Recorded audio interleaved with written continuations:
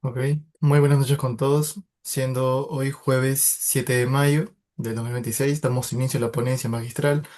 a través de la siguiente frase. Nuestra mayor debilidad radica en renunciar. La forma más segura de tener éxito es siempre intentarlo una vez más. Sean bienvenidos a la sesión número 8 del Diplomado Especializado en Argumentación Jurídica y Razonamiento Probatorio, con el convenio interinstitucional del Ilustre Colegio de Abogados de Sullana. Es grato comentarles que nos honra representar a un destacado profesional del ámbito jurídico y gran amigo de la casa de estudio. Hablamos del doctor Luis Lamas Puccio. Abordará el tema análisis racional de los hechos y medios probatorios. Pero antes de dar inicio,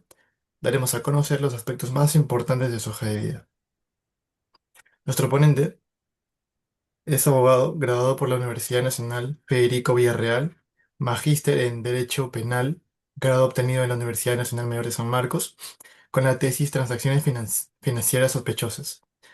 Doctorado. Estudios finalizados en Derecho y Ciencia Política por la Universidad Nacional Mayor de San Marcos.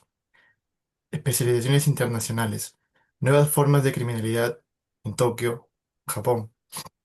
Legislación sobre tráfico de drogas en Japón. Sistemas judiciales en Roma, Italia y Estados Unidos. Es socio principal de la firma Lamas Puccio y Abogados. Una boutique legal especializada en litigio penal y prevención corporativa. Docencia. Ha sido profesor de Derecho Penal Económico en la Pontificia Universidad Católica del Perú y ponente en diversos congresos internacionales. Cargos institucionales. Se ha desempeñado como vicedecano del Colegio de Abogados de Lima. Ha publicado múltiples obras sobre lavado de activos y operaciones sospechosas, siendo un referente de opinión en medios de comunicación sobre casos de alta complejidad política y económica. En tanto, en nombre de la Asociación Jurídica de Derecho en Línea, le damos la bienvenida a nuestra casa de estudio. De igual manera, estimada comunidad jurídica, hacerles recordar las cuatro reglas para el desarrollo correcto de la clase. Número uno, los participantes deben guardar estricto respeto hacia sus compañeros. Número dos, se recomienda activar las cámaras para una participación más activa. Número 3, activar la opción levantar la mano para pedir la palabra en el momento que se indique y desactivarla luego de participar. Y 4, las preguntas formuladas en clase deben ser precisas, relacionadas al tema y no casos particulares. Dejando todo esto recalcado, los dejamos con el ponente. Le cedo la palabra, estimado doctor. Bien, muy buenas noches, estimados amigos, colegas. En principio quiero manifestar mi agradecimiento al Ilustre Colegio de Abogados de Sullana por la deferencia tan especial que ha tenido de convocarme a este diplomado especializado en argumentación y razonamiento jurídico probatorio. Como ustedes podrán comprender, para mí es una deferencia muy especial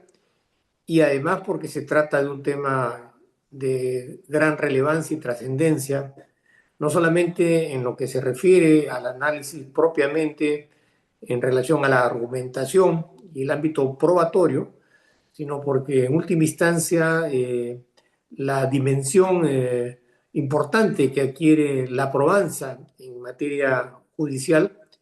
se refleja en gran medida en el prestigio que tiene el sistema de justicia,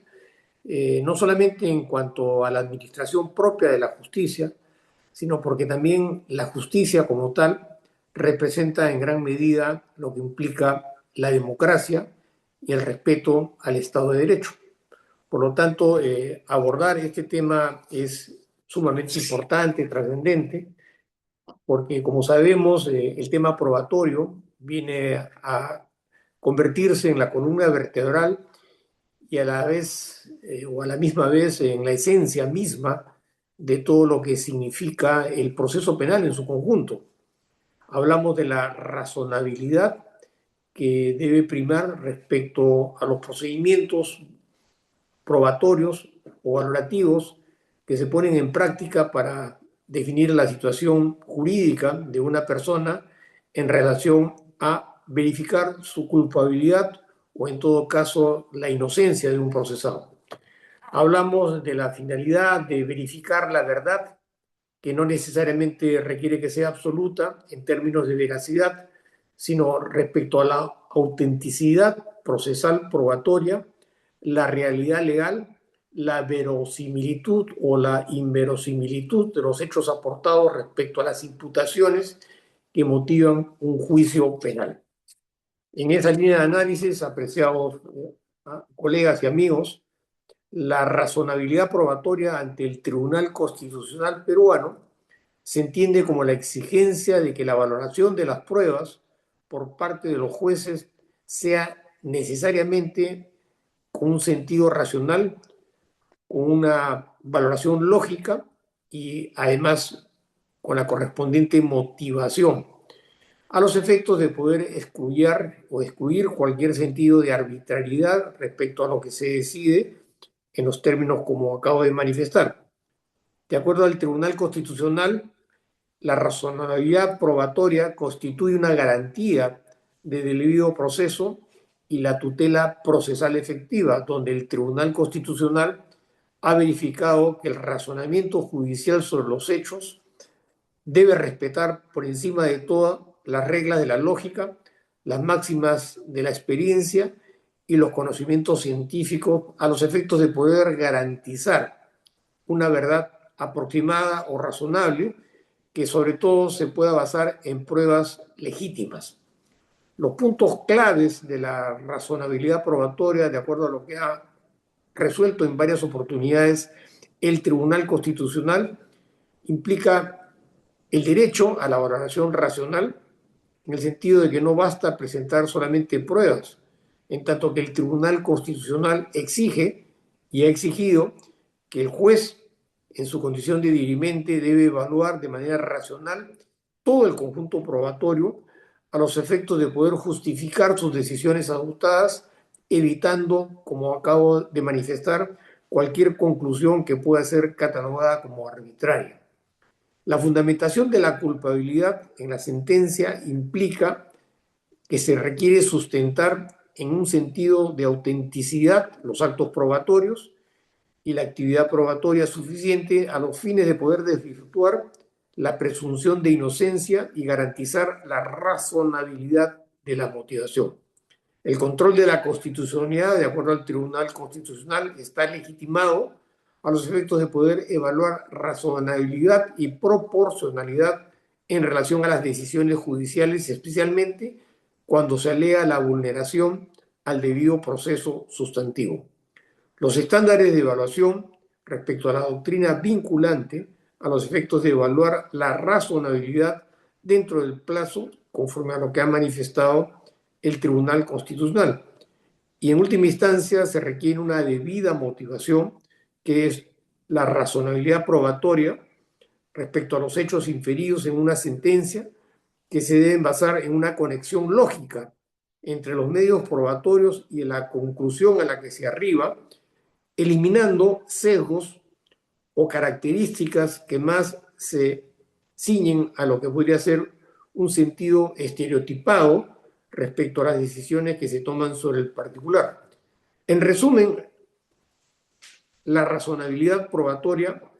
no es una valoración técnica del hecho en sí mismo, sino, en última instancia, una fórmula de control constitucional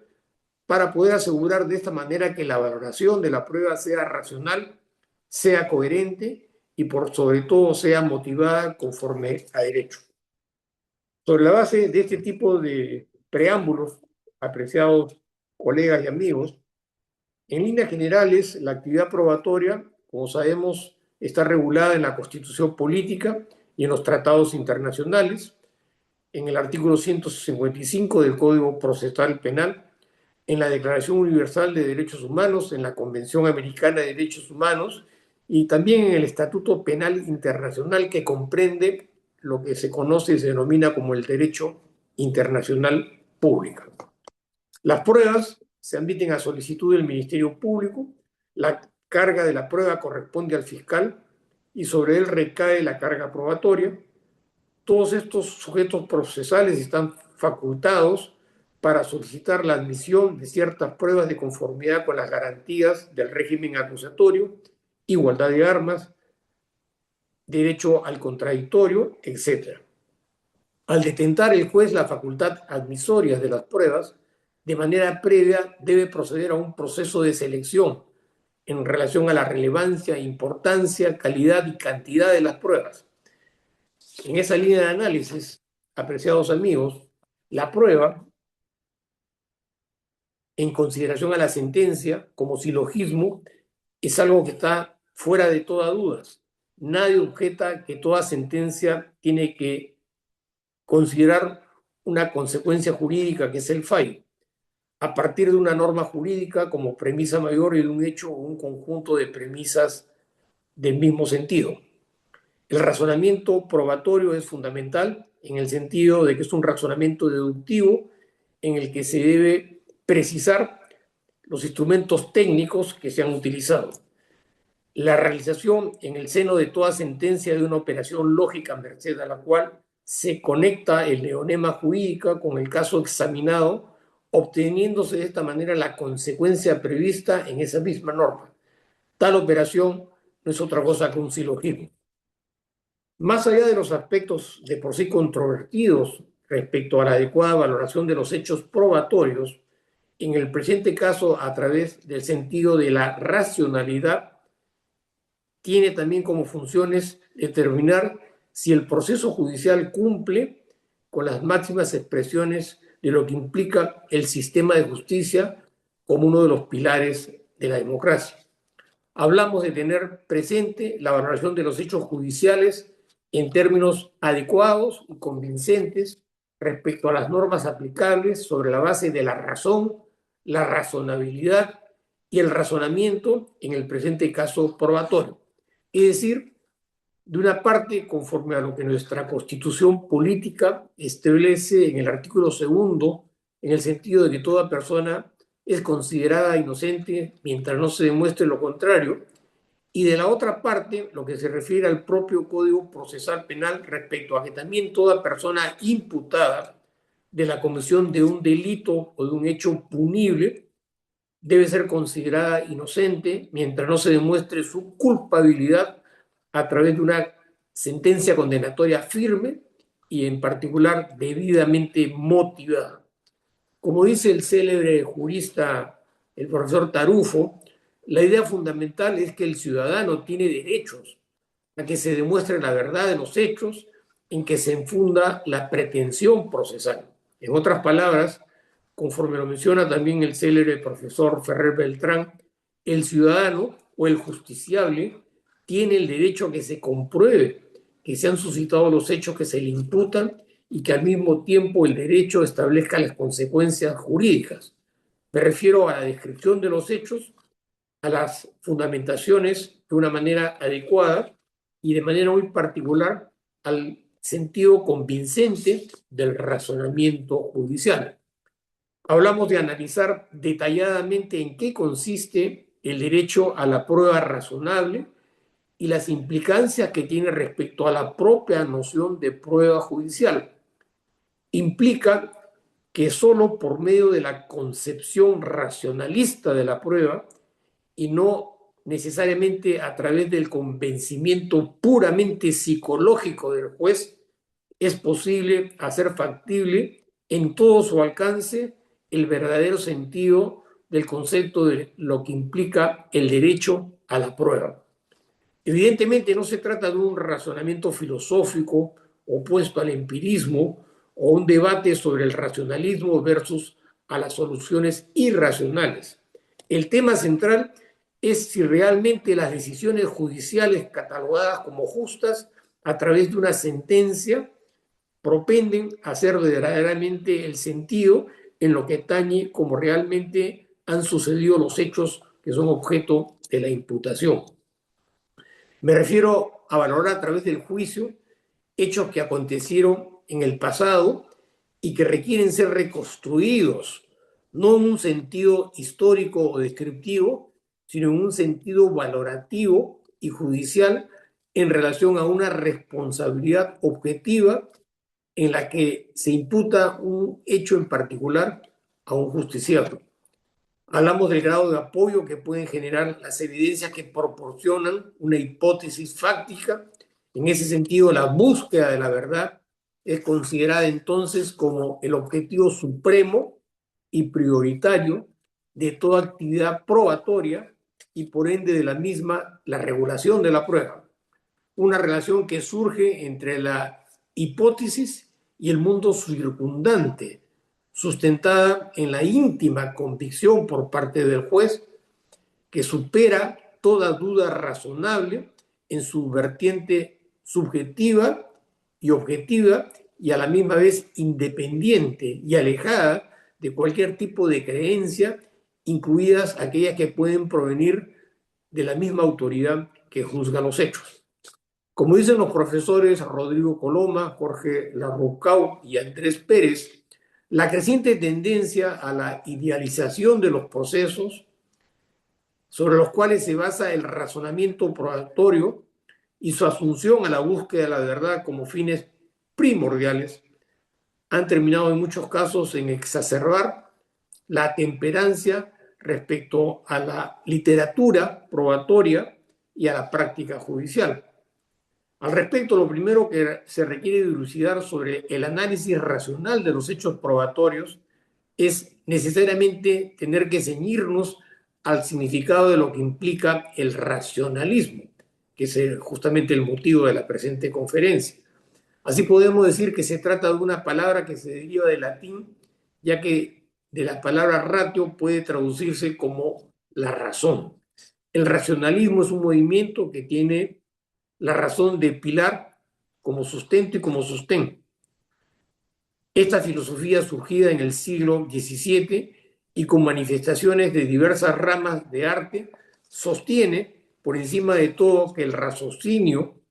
es la principal herramienta para poder generar saber y conocimiento respecto a los hechos que son objeto de valoración, dejando de lado aquello de lo que significa la percepción y la experiencia, en todo caso, en segundo plano. Y acá creo que es importante hacer una distinción entre lo que significa el análisis respecto a la veracidad de los hechos y lo que implica, de otro lado, la percepción de esos hechos. Cuando hablamos de percepción, necesariamente nos ceñimos a lo que perciben nuestros sentidos. La percepción entendida en cuanto a la forma y la manera como cada persona, como ser humano, percibe esa realidad. Y la percepción de esa realidad evidentemente no necesariamente implica que uno tenga que someterse al análisis respecto a la veracidad de los acontecidos. En esa línea de análisis, la percepción, justamente a raíz de todas estas reformulaciones tecnológicas y científicas que se viven en la actualidad, ha adquirido una relevancia más importante y trascendente de lo que debería ser. Es decir, la manipulación de la percepción a través de medios tecnológicos para denotar una realidad que no se condice necesariamente con la veracidad de lo analizado y que evidentemente desde el punto de vista del plano probatorio respecto al análisis de los hechos, en el sentido de la racionalidad de la valoración, tiene una particular trascendencia. El filósofo francés René Descartes solía señalar o señalado como el padre del racionalismo, en el sentido de que la razón es la vía para poder acceder a las verdades universales de las cuales se desprenden todos los demás conocimientos vinculados a la ciencia. En ese aspecto hablamos de la racionalidad judicial, que en principio no debe estar limitada a sesgos interpretativos, sobre todo cuando se trata de juzgar y valorar hechos y conductas en materia de responsabilidad penal. Hablamos de los principios deontológicos a los efectos de poder manejar y controlar riesgos o circunstancias que pueden afectar las decisiones judiciales que se asumen en un proceso, como lo manifiesta distintos juristas en el sentido de que los rasgos del pensamiento humano, entre los que se destacan los rasgos cognitivos, el derecho a ser juzgado en términos racionales y el estado actual del contexto cultural que no necesariamente permite sostener el principio de la racionalidad a pesar de existir, como acabo de manifestar, un sentido y un deber deontológico para poder recurrir a la valoración de las pruebas y definir comportamientos en conductas. En términos de racionalidad, para valorizar los hechos y por ende las pruebas, la ausencia o la carencia de racionalidad tiene una importancia capital en el sentido de lo que implica la justicia o la injusticia. Hablamos de precisar límites para poder ser juzgados en términos racionales, de fortalecer la perspectiva que de acuerdo al Estado de Derecho un justiciable tiene el derecho a ser juzgado sobre la base de los principios que están establecidos en la Constitución política, a establecer determinados parámetros para poder racionalizar y controlar determinados sesgos cognitivos y al desarrollo de procedimientos o protocolos que coadyuven para la solidez de la administración de la justicia. En efecto, los sesgos cognitivos desde la perspectiva de la racionalidad nos pueden conducir no solo a un conocimiento erróneo sobre los hechos, sino también a conducirnos a decisiones irracionales e arbitrarias. Todo ser humano, por una u otra razón, puede incurrir en sesgos erróneos que limitan la racionalidad de nuestras decisiones, con mayor razón cuando se trata de administrar y participar de manera activa en la administración de justicia. La racionalidad objetiva de las decisiones exige muchos conocimientos, mucha experiencia, que muchas veces no son comunes en el denominador de lo que significa e implica administrar justicia. Como menciona el distinguido profesor Julio Santa Cruz Caguata, la racionalidad como patrón común está supeditada e influenciada por una serie de factores relacionados con la inteligencia, con la formación, con la capacitación e incluso también con la experiencia personal de quien hace uso de la racionalidad para poder tomar decisiones como corresponden cuando se valora un hecho a través de las pruebas. A ellos se suman otros factores ajenos a la misma racionalidad respecto a las limitaciones interpretativas que pueden surgir en cada caso en particular. Hablamos de la conducta racional en el mundo real, que está determinada por las mentes y las actitudes y las percepciones de las personas en relación a sus actitudes, a su memoria, a sus reacciones, como también de lo que fluye del mundo exterior. La racionalidad de la aplicación del derecho y en particular respecto a la elaboración de las pruebas implica, antes que nada, tener que recurrir a una serie de posibilidades en el ámbito netamente jurídico y probatorio. Hablamos de la valoración de las pruebas para poder decidir qué hechos han sido realmente probados. De acuerdo al principio de concurrencia procesal, el juez tiene que decidir y debe hacerlo de manera tal que no se supedite a un análisis histórico, sino a los hechos que son objeto de una postulación a través de las partes que intervienen en un proceso judicial e incluso de las pruebas practicadas en el juicio. En ese sentido, la decisión racional no es factible en la medida en que la limitan factores que se basan en decisión, sino que corresponde a un sistema cerrado de variables. Implica que solo puede ser objeto y motivo de valoración lo que acontece en el desarrollo del proceso judicial, porque la racionalidad que se aplica no proviene de factores externos al proceso, sino de lo que surge en materia de valoración dentro del mismo proceso judicial. Hablamos de juicios que se desarrollan, como es particularmente frecuente, en el ámbito de la incertidumbre, en una ausencia muchas veces respecto a carencia de información probatoria relevante y completa, en los que priman posibilidades de eventos inciertos, en los que no hay pruebas sobre el particular. Hablamos muchas veces de creencias, de suposiciones, de juicios inciertos o de apreciaciones personales que más ayudan a la duda que a la misma certeza, características particularmente frecuentes relacionadas a los juicios penales en los que se tiene que dirimir responsabilidades respecto a hechos imputados, en las que muchas veces las pruebas o son débiles o no existen o no tienen la suficiente razonabilidad como para ser catalogadas como pruebas. A ello se suman otros factores que pueden generar mayores debilidades en la valoración de los hechos y que generan también sesgos cognitivos, sesgos cerrados, como pueden ser las mentiras dentro de los procesos, las contradicciones que surgen dentro de los procesos, las medias verdades, la ausencia de pericias suficientemente sustentadas por peritos especializados, las declaraciones falsas, las declaraciones amañadas o la ausencia o la carencia de respuestas conducentes. Hablamos de deficiencias que se van generando a lo largo de la cadena de la investigación, desde las mismas investigaciones que se inician a nivel inicial, las que transcurren a nivel de la fiscalía, en las que evidentemente en muchos casos han primado más que todo sesgos cognitivos que impiden un análisis racional respecto a lo realmente acontecido en relación a la posibilidad de recurrir a hechos probatorios que sustenten estas decisiones. Un claro ejemplo de lo que manifiesto respecto a la presencia muchas veces de sesgos cognitivos son aquellas llamadas maratones judiciales, en las que en términos cuantitativos y cualitativos lo que más importa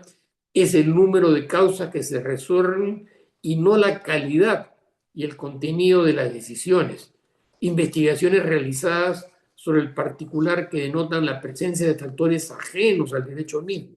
que influyen en las decisiones, sobre todo cuando se trata de factores ajenos que son parte de las decisiones judiciales. Hablamos de un sistema judicial o de un sistema racional de decisiones, tanto en el plano judicial como valorativo, en el que antes que nada se supone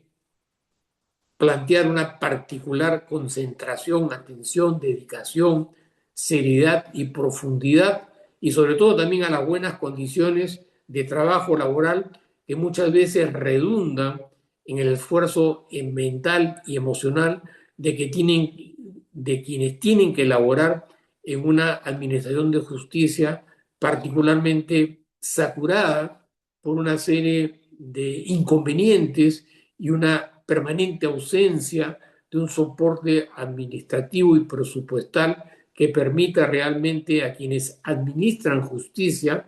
recurrir a un sentido racional de la valoración de los hechos y no necesariamente a un sentido cuantitativo de las resoluciones respondidas que pareciera que más satisfacen a las expectativas políticas y de la opinión pública en relación a un sistema de justicia sumamente cuestionado. Como lo señala una vez más el profesor Julio Santa Cruz Cahuata, los límites a la racionalidad humana no eliminan la posibilidad de que los jueces puedan adoptar decisiones evidentemente racionales. La racionalidad es solo contextual. En el ámbito jurídico, específicamente en el ámbito de las decisiones judiciales sobre la prueba de los hechos. En todo caso,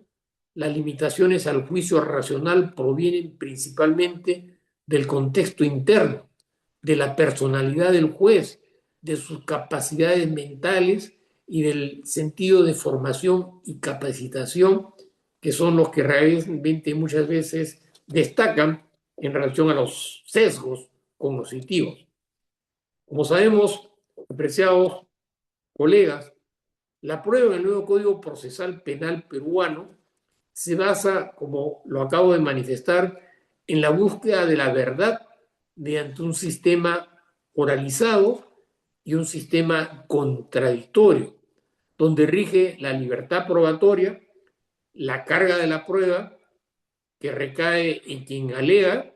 y la valoración que se hace sobre la base de la libre convicción motivada, excluyendo las denominadas pruebas ilícitas. De acuerdo al nuevo Código Procesal Penal, la actividad probatoria está regulada en la Constitución política, en tanto que si bien no existe un artículo que de manera precisa, taxativa, técnica y detallada se refiera de manera exclusiva a la actividad procesal de forma pormenorizada. Sin embargo, sí se establecen principios determinados de contenido constitucional que son los que rigen la forma y la manera cómo se debe valorar la prueba y la misma actividad probatoria dentro del proceso constitucional. En esa línea de análisis, como acabo de manifestar, el Tribunal Constitucional del Perú ha emitido una cantidad sistemática de decisiones jurisdiccionales en materia constitucional que reconocen el sentido directo e indirecto de la racionalidad en cuanto a la valoración de las pruebas. Hablamos del derecho al debido proceso, el derecho a la defensa irrestricta que tiene toda persona que es objeto de una imputación,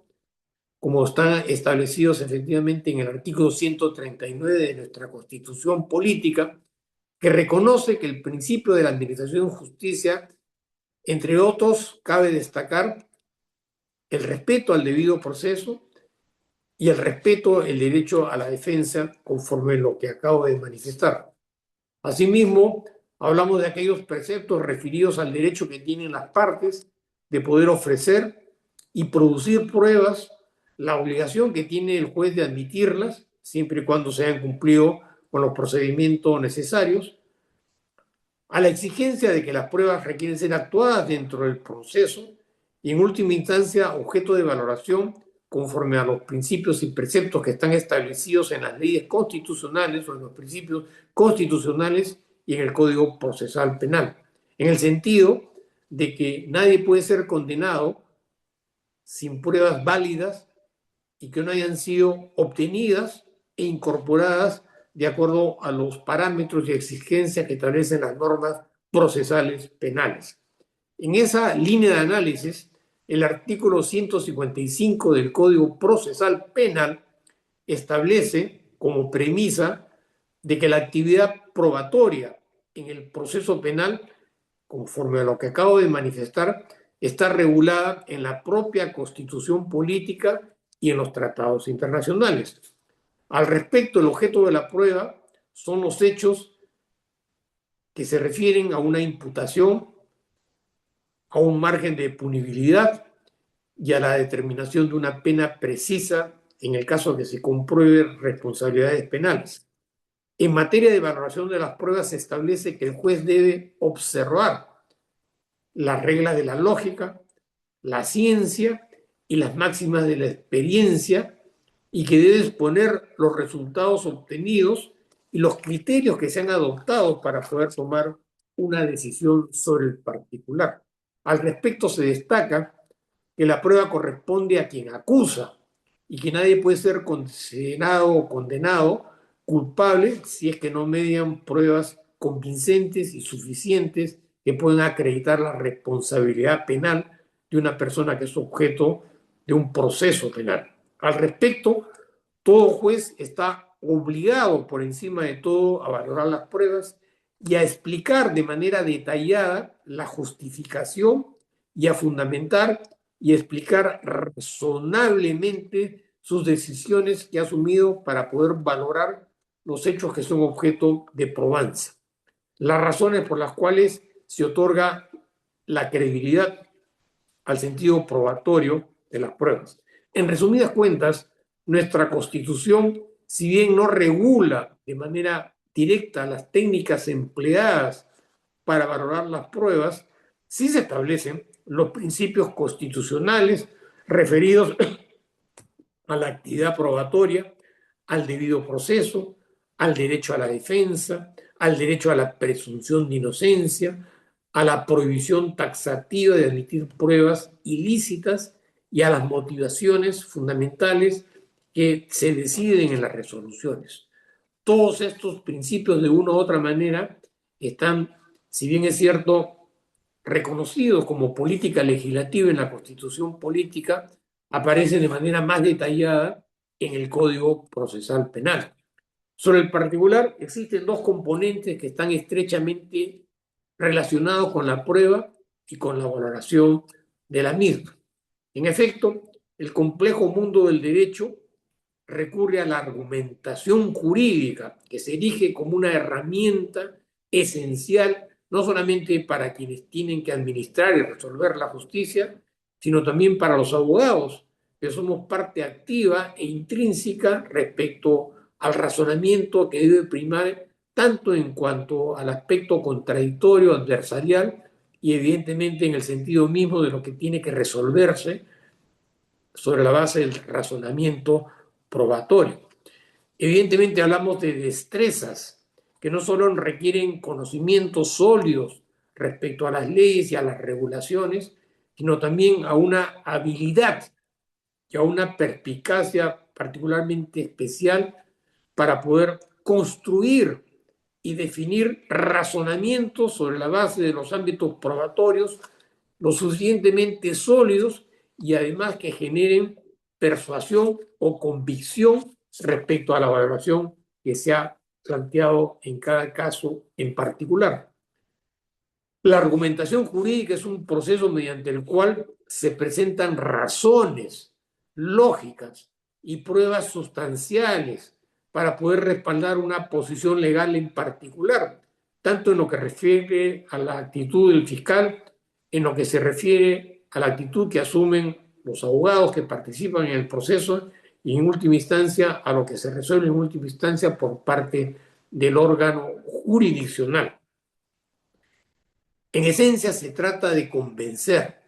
ya sea a un juez o a un jurado o incluso también a los abogados, de la validez de la argumentación legal. La base de la argumentación jurídica radica en la correcta interpretación y en la adecuada aplicación de las leyes y los precedentes relevantes para cada caso en particular. La argumentación jurídica viene a ser el alma, la esencia de cualquier sistema legal que tiene que resolver casos en materia de responsabilidad penal. Permite a los profesionales del derecho, sean jueces, fiscales o abogados, presentar, desarrollar, entender, conceptualizar y resolver casos judiciales controvertidos sobre la base de la coherencia y sobre la base de la persuasión interpretativa, ayudando a determinar evidentemente los resultados en cada litigio en particular. Una argumentación efectiva influye en la forma y la manera como se deben interpretar las leyes y cómo se deben asumir las decisiones judiciales. Además, es una sólida argumentación, ayuda a establecer nuevos precedentes legales que a su vez pueden ser utilizados en la jurisprudencia futura respecto a la forma y la manera como se deben resolver los casos. Para hacer una buena argumentación jurídica, evidentemente se requiere construir una base sólida interpretativa, que es una ciencia o un arte que se sustenta en las precisiones, en la coherencia y en la profundidad del análisis que se aplica para resolver e interpretar casos determinados sobre la base de lo que implica el hecho probatorio. Hay algunos pasos claves, evidentemente, para poder lograr arribar a ese tipo de apreciaciones como las que señalan, entre las que cabe destacar, en primer lugar, se requiere de una investigación exhaustiva. Antes de comenzar a construir un argumento, es fundamental llevar a cabo una investigación precisa, profunda, sistemática, exhaustiva. Implica el análisis detallado de las leyes, de las regulaciones, de los casos precedentes, de la jurisprudencia que puede existir sobre el particular, en tanto que cuanto más información se disponga para analizar los hechos, más sólida va a ser el sentido de lo que se resuelva a través de las argumentaciones, siempre planteado en un sentido de racionalidad y su relación con las pruebas. Se requiere identificar puntos claves. Una vez que se ha reunido la información necesaria, se necesita identificar puntos claves que puedan respaldar posiciones precisas y suficientemente argumentadas. Estos puntos deben ser claros, respaldados por pruebas sólidas, como las leyes vigentes, la jurisprudencia y otros elementos que pueden ayudar a identificar estos aspectos relevantes. Se necesita de una estructura lógica. Una buena argumentación jurídica debe tener, por sobre todo, una estructura lógica, sistemática y organizada por parte de quien recurre a un análisis estructural lógico para poder valorar determinados comportamientos. Se divide el argumento en extensiones determinadamente claras y definidas, cada una con su respaldo argumentativo de manera específica. Los usos o el uso de los precedentes también es fundamental. La jurisprudencia anterior desempeña un papel esencial en este proceso, como lo acabo de manifestar, las líneas interpretativas y directivas de lo que ha resuelto el Tribunal Constitucional respecto a principios reconocidos en la Constitución que tienen directa relación con la adecuada fundamentación, racionalidad e interpretación de los hechos similares que sirven como precedentes. Se requiere evidentemente un análisis profundo que no se limita exclusivamente a citar o a mencionar de manera referencial algunos precedentes normativos, jurisprudenciales, respecto a lo que se ha resuelto sobre casos particulares. Se requiere analizar un análisis legal a profundidad que explique no solamente las leyes sobre cada situación en particular, sino que también se recurra a los argumentos, a los contraargumentos, que son en realidad los que pueden en alguna medida darle mayor solidez a cualquier tipo de razonamiento sobre el particular. Es importante también la persuasión racional,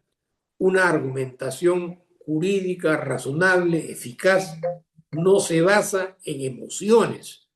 sino en una persuasión lógica y racional. Se presentan argumentos lógicos que sean convincentes, que se encuentren respaldados por pruebas y por razonamientos sólidos. Todo eso con la finalidad de evitar falacias o argumentaciones débiles que no tienen coherencia y que más actúan sobre la base de la percepción del hecho acontecido y no sobre la base del análisis probatorio de las pruebas aportadas. Se requiere también claridad, concisión. La claridad es esencial respecto a la argumentación jurídica. Se debe utilizar un lenguaje claro, preciso y conciso para poder transmitir los puntos de un razonamiento efectivo, evitar cualquier término que más implique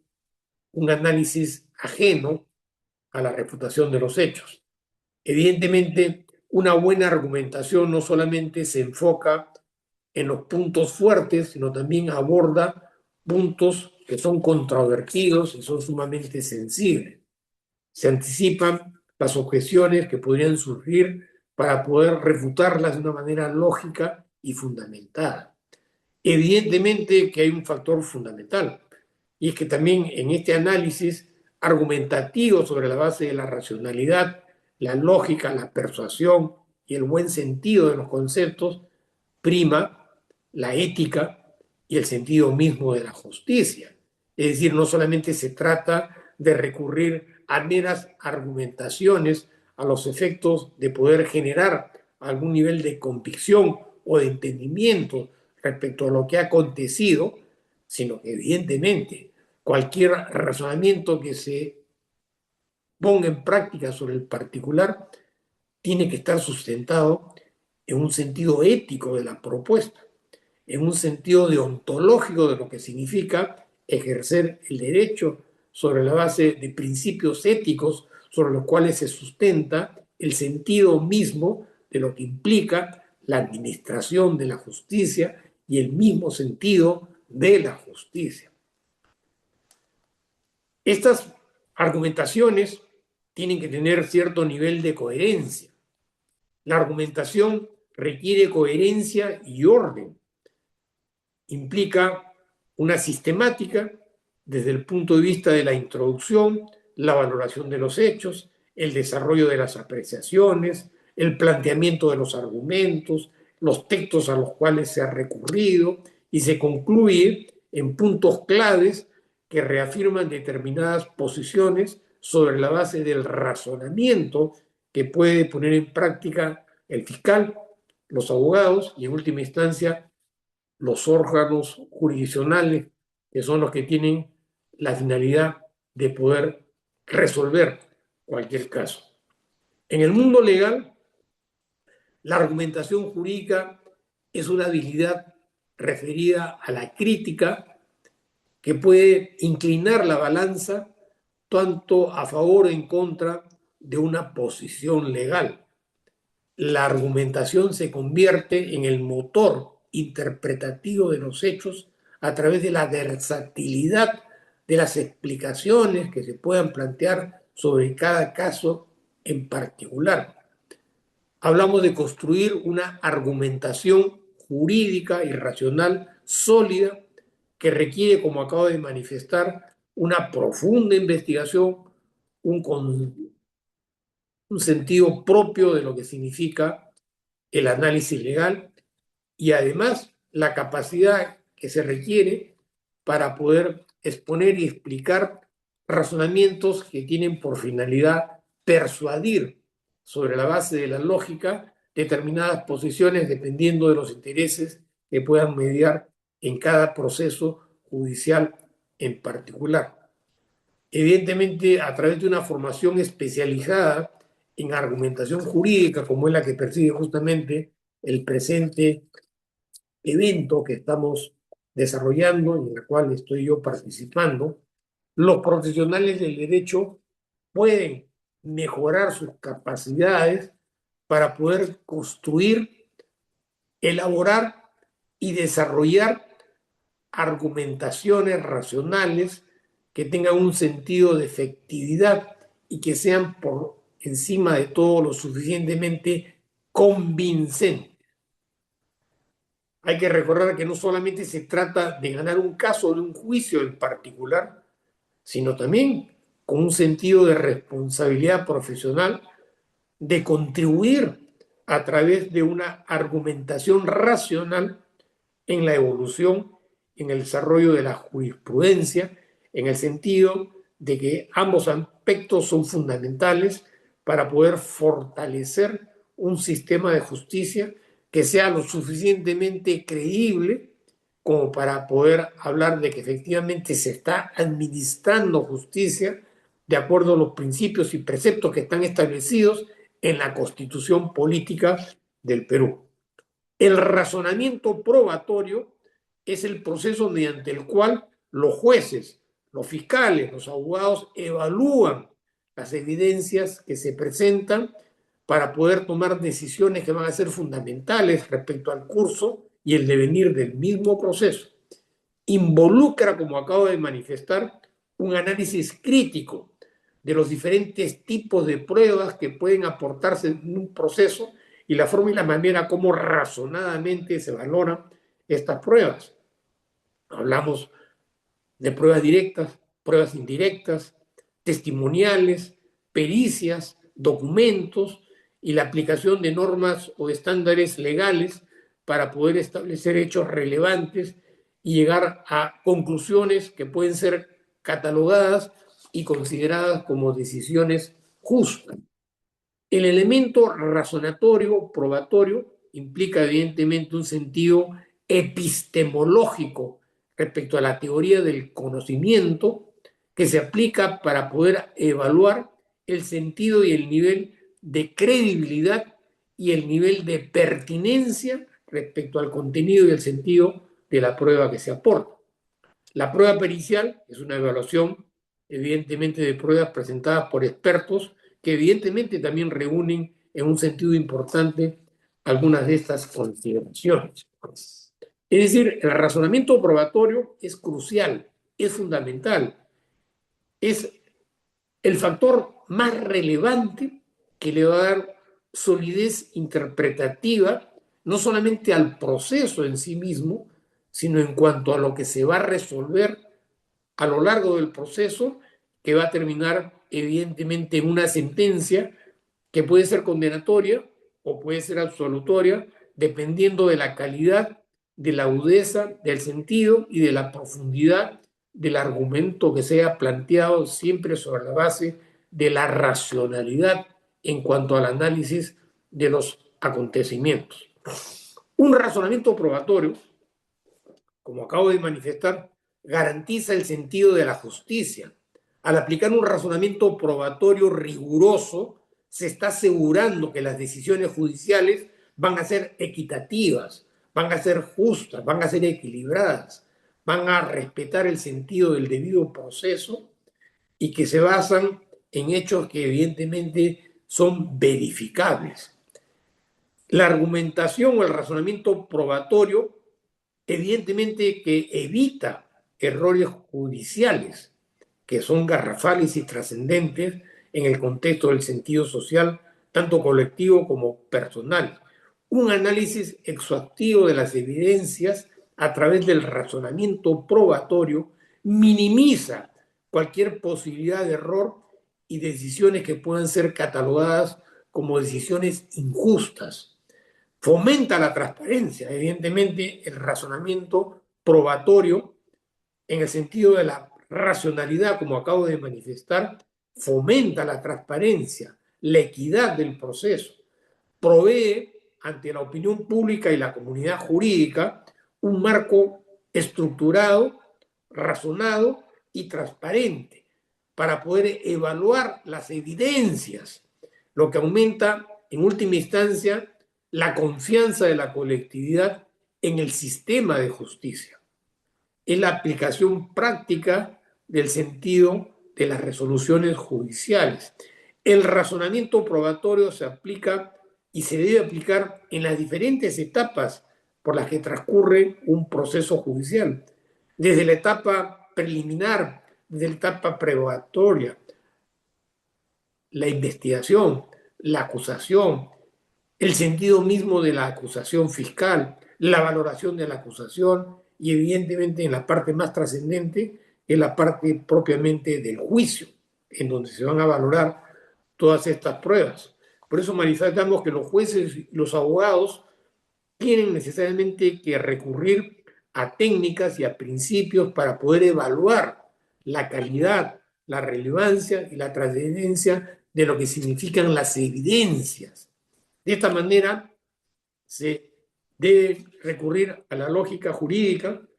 a las máximas de la experiencia con las limitaciones que señalan las leyes respectivas, en el sentido de que no son propiamente actos probatorios, sino son actos valoratorios para poder valorar hechos dependiendo de la experiencia que tenga cada uno de aquellos que recurren al razonamiento para poder tomar decisiones. Hablamos de las inferencias probatorias, que en última instancia son conclusiones derivadas que se recurren y se centran específicamente, ¿no?, a el sentido lógico del proceso. El caso más evidente es la prueba por indicios. Es una prueba indirecta que, a diferencia de la prueba directa, la percepción de los hechos se sustenta básicamente en el sentido de la inferencia, de la recurrencia inferencial, de quien recurre a la prueba indiciaria para poder fundamentar un razonamiento que termina en un sentido propio de responsabilidad penal. El Tribunal Constitucional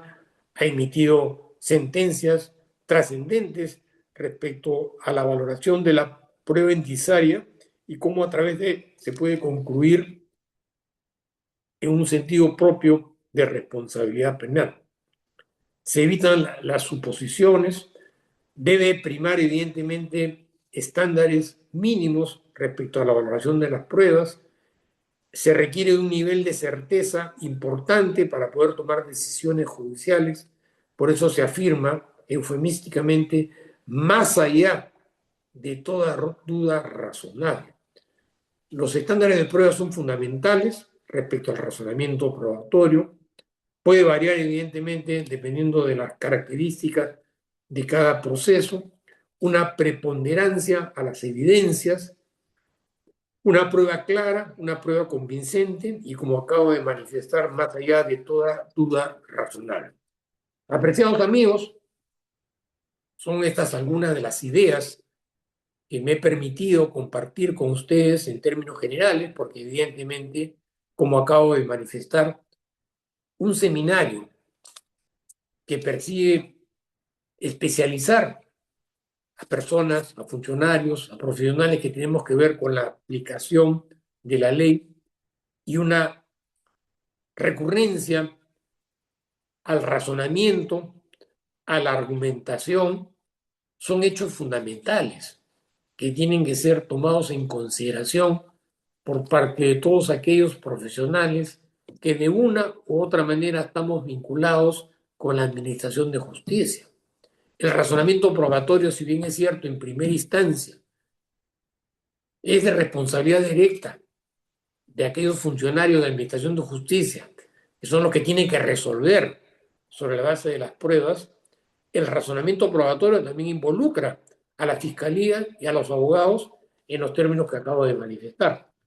Bueno, estas son algunas de las consideraciones en general que me he permitido compartir con ustedes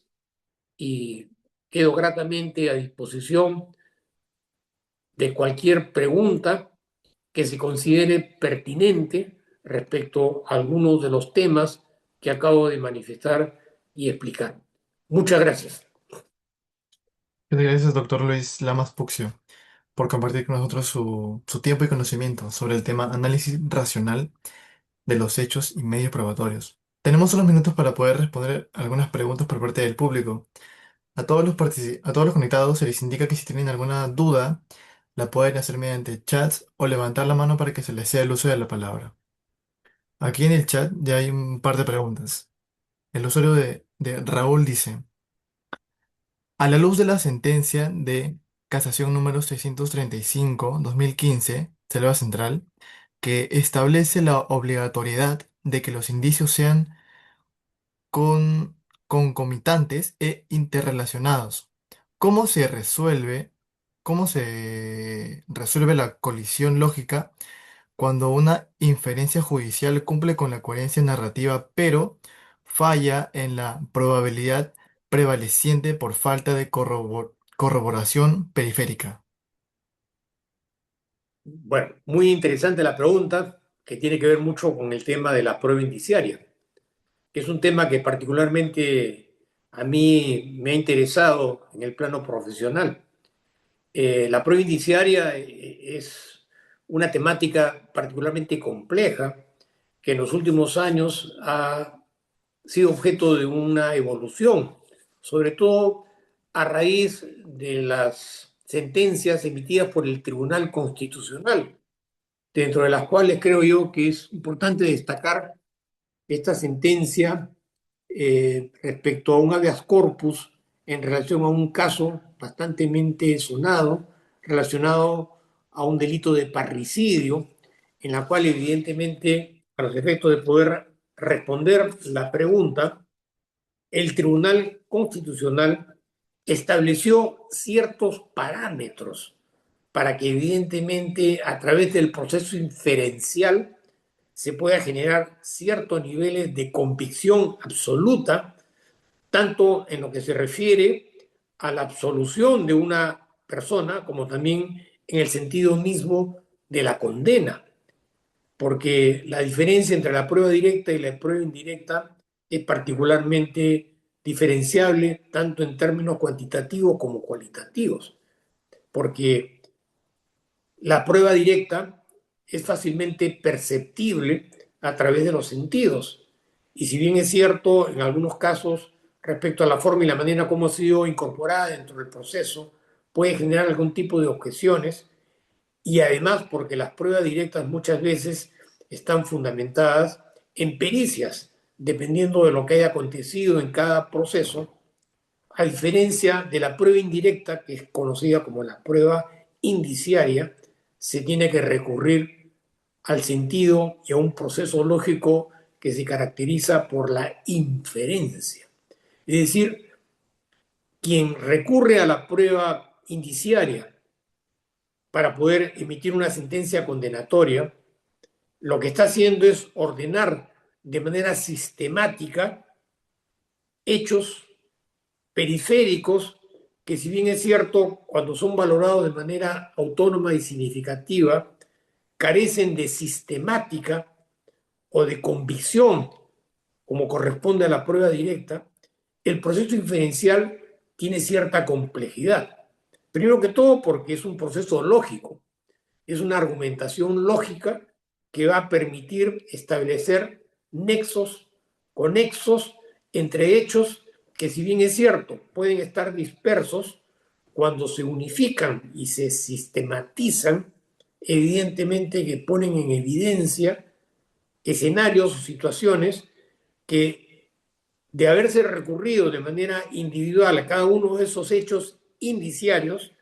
no generarían la suficiente convicción. Porque cuando hablamos de inferencia y hablamos de prueba indiciaria, tenemos que superar aquel estándar de la presunción de inocencia, que es un componente particularmente potente y relevante que se contrapone a la responsabilidad. Por eso manifestaba hace unos instantes, cuando se inició la exposición, de que todos somos inocentes mientras no se demuestre lo contrario. Y si no se demuestra lo contrario, evidentemente lo que tiene que primar es la presunción de inocencia, que es un valor superior. Es decir, si tú no tienes pruebas, si no tienes pruebas directas o no tienes pruebas indirectas, si no tienes indicios, evidentemente no vas a poder superar la exigencia, el sentido y el estándar de presunción de inocencia. Pero no solamente se trataría de una mera aseveración categórica por parte de quien recurre a la prueba indiciaria. Se necesita que la prueba indiciaria no solamente haya utilizado como metodología el proceso inferencial, sino que además esta inferencia se materialice en un razonamiento probatorio lo suficientemente fundamentado como para poder generar convicción de que, evidentemente, a través del proceso inferencial y de la prueba indiciaria se ha logrado, se ha arribado a ese sentido de convicción que se va a contraponer de manera significativa y sustantiva al principio de presunción de inocencia. Entonces, evidentemente, que el razonamiento a través de la inferencia sobre la base de la razonabilidad tiene que tener un peso significativo como para poder generar convicción. Creo que en esa línea de análisis está planteado un poco el sentido de la pregunta, que, si bien es cierto, ha habido casaciones sobre el particular, tan trascendentes como las casaciones, ha sido lo que el Tribunal Constitucional ha resuelto respecto a las exigencias que tienen que primar cuando se trata de la recurrencia a la prueba indiciaria, es decir, con una prueba penal indirecta en la que se debe explicar de manera razonante y no delirante cuáles son los fundamentos, ¿no?, para poder superar los estándares de presunción de inocencia. Creo yo que es importante, ¿no?, como acabo de manifestar, hacer una recurrencia, ¿no?, a lo que establece esta sentencia del Tribunal Constitucional, que tiene el número 00728 del 2008, a través del cual, por medio de un habeas corpus, se establecieron por parte del Tribunal Constitucional el razonamiento y la metodología mínima necesaria para generar convicción a través de la inferencia respecto a la prueba indiciaria. Creo que con eso, en alguna medida, resuelvo la pregunta planteada. Ahora, otra pregunta también del usuario de Raúl dice,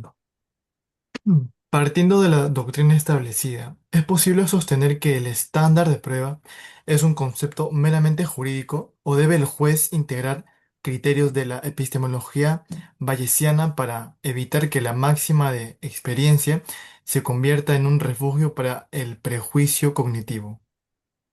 A ver, partimos de la premisa que las máximas de la experiencia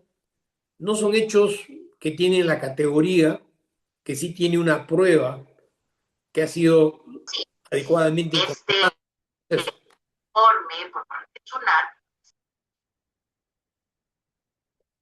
Sí, manifestaba hace unos instantes de que el sentido,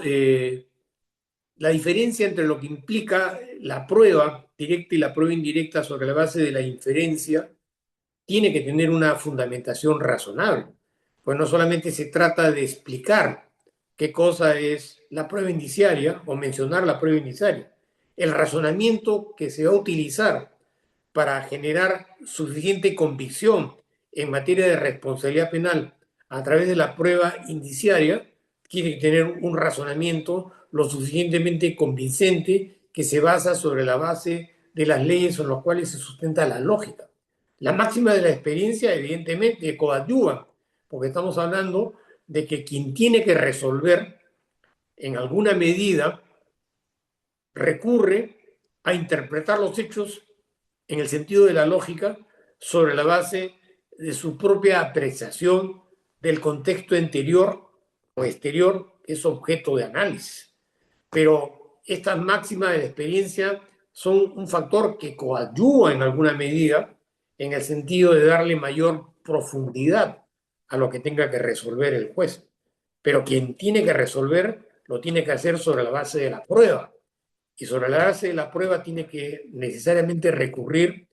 a una argumentación y a una valoración mínimamente racional que se basa justamente sobre factores intrínsecos respecto a la valoración de los hechos y no sobre aspectos interpretativos que son exteriores, porque evidentemente los jueces que resuelven son seres humanos. Cada uno tiene su particular apreciación, su percepción sobre la realidad de los hechos, pero la percepción no se ciñe estrictamente a un sentido de rigurosidad, como para poder asumir una actitud sobre la base de un hecho evidentemente probatorio que, como acabo de manifestar, lo más importante es que tiene que generar convicción para de esa manera poder superar los estándares mínimos que están referidos al principio de presunción de inocencia. Es decir, en otras palabras, todos somos inocentes mientras no sea demostrado lo contrario. Y la demostración es justamente a través de las pruebas. Y justamente hablando de prueba indiciaria, tiene que haber un razonamiento lo suficientemente convincente para poder sistematizar una serie de hechos y factores que desde una perspectiva apreciativa en un primer momento pueden estar diseminados. Pero cuando se recurre a la lógica, se está recurriendo a una sistemática de hechos periféricos en el entorno, pero que evidentemente van a generar un nivel importante de convicción. Esa es mi respuesta.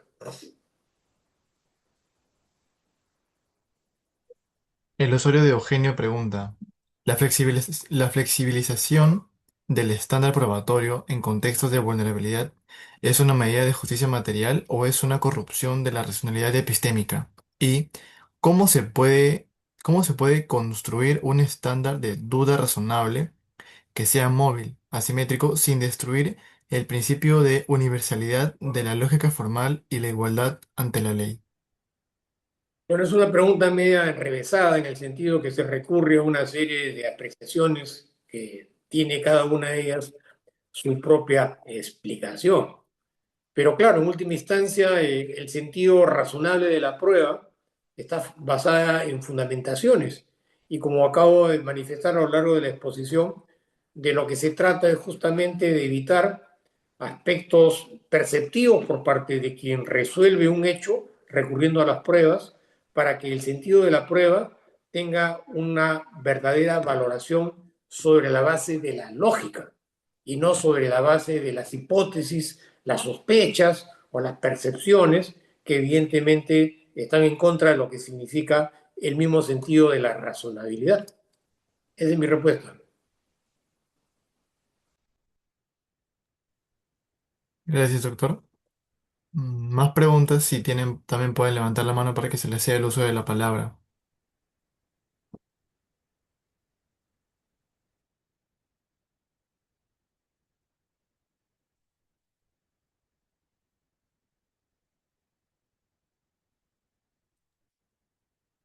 Bueno, si ya no hay más preguntas, vamos culminando. Estimado doctor Luis Lamas Puccio, agradecemos su valiosa participación y el generoso compartir de su conocimiento. En nombre de la Asociación Jurídica Derecho en Línea, le reiteramos que esta es y será siempre su casa académica. Esperamos seguir contando con su presencia en futuros eventos y a todos nuestros participantes, gracias por su asistencia y activa participación. Fue un honor acompañarlos en esta sesión. Que tengan buenas noches. Bien, muchas gracias, saludos a todos ustedes y muy agradecido por la deferencia brindada para poder explicar un tema que evidentemente tiene cierta complejidad, pero que en la medida de mis posibilidades y mis limitaciones he tratado de ser lo más explícito posible. Muchas gracias.